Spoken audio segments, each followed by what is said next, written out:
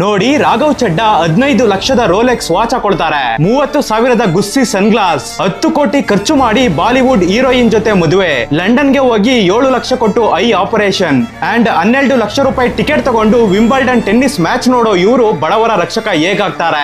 ಇದು ಕೆಲವು ಅಂಧ ಭಕ್ತರ ಪ್ರಶ್ನೆ. ಇವಾಗ ನೋಡಿ, ಇದೇ ನರೇಂದ್ರ ಮೋದಿ ಪದೇ ಪದೇ ನಾನು ಅತಿ ಕಡು ಬಡತನದ ಕುಟುಂಬದಿಂದ ಬಂದಿರೋದು ಅಂತ ಹೇಳ್ತಾರೆ. ಆದ್ರೆ ನರೇಂದ್ರ ಮೋದಿ ಅವರ ಈ ಚೈಲ್ಡ್ಹುಡ್ ಫೋಟೋ ನೋಡಿ, ಇವರು 1950ರಲ್ಲಿ ಹುಡ್ತಾರೆ. ಆ ಸಮಯದಲ್ಲಿ ಕಡು ಬಡವ ಕುಟುಂಬದ ಹುಡುಗನ ಹತ್ತಿರ ಈ ರೀತಿ ಬಟ್ಟೆ ಇರುತ್ತಾ? ಸ್ವಲ್ಪ ಯೋಚನೆ ಮಾಡಿ ನೋಡಿ. ಸೂಟ್ ಹಾಕೊಂಡು ಸ್ಟೈಲಿಶ್ ಆಗಿ ಪೋಸ್ ಕೊಡ್ತಿದ್ದಾರೆ ತಮ್ಮ ಚೈಲ್ಡ್ಹುಡ್ ಫೋಟೋದಲ್ಲಿ. ಖುದ್ದು ರಾಘವ್ ಚಡ್ಡಾ 1988ರಲ್ಲಿ ಶ್ರೀಮಂತ ಕುಟುಂಬದಲ್ಲಿ ಹುಡ್ತಾರೆ. ಆದ್ರೆ ಚೈಲ್ಡ್ಹುಡ್ ಅಲ್ಲಿ ಇವರು ಸೂಟ್ ಹಾಕಿರೋ ಒಂದೇ ಒಂದು ಫೋಟೋ ಸಿಗೋದಿಲ್ಲ. ಇಂಡಿಯಾ ಟುಡೇ ಇವರ ಹಳೆ ಮನೆಯನ್ನ ಪಬ್ಲಿಷ್ ಮಾಡಿರುತ್ತೆ. ಇದು ಬಂಗ್ಲೋ ಅಲ್ಲ, ಆದ್ರೆ ನಿಮ್ಗೆ ಇದು 1950ರ ಅತಿ ಕಡು ಬಡವರ ಮನೆ ರೀತಿ ಕಾಣುತ್ತಾ? ಸ್ವಲ್ಪನಾದ್ರೂ ಅಂಧ ಭಕ್ತಿಯಿಂದ ಹೊರಬಂದು ಜನರಿಗೆ ಒಳ್ಳೆದನ್ನ ಬಯಸೋ ಟ್ರೂ ಲೀಡರ್ಗೆ ಸಪೋರ್ಟ್ ಮಾಡಿ.